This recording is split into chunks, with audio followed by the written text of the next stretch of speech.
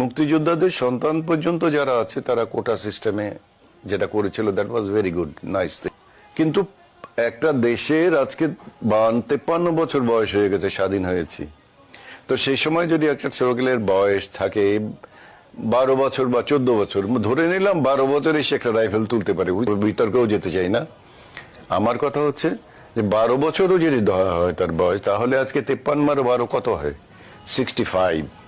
65 বছরের বয়সের লোকটা তো স্কুল কলেজে ভর্তি হওয়ার জন্য বা চাকরি, সরকারি চাকরি করার জন্য 65 বছর ভর্তিতে সে যাবে না।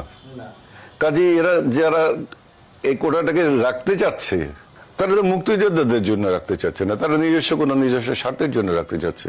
কারণ মৃত্যু কোনো হিসাবেই তো মুক্তিযোদ্ধাদের জন্য এটা পড়ে না।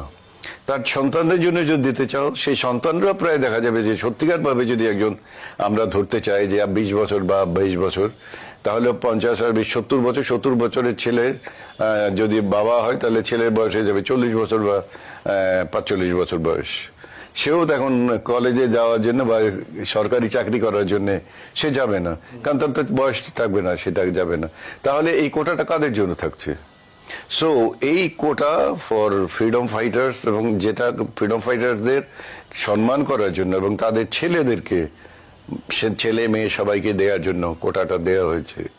সে কোটাটা তো এখন থাকার কোনো জাস্টিফিকেশন নেই। যারা রাখতে চাচ্ছে তারা কেন রাখতে চাচ্ছে, দ্যাট আই ডোন্ট আন্ডারস্ট্যান্ড।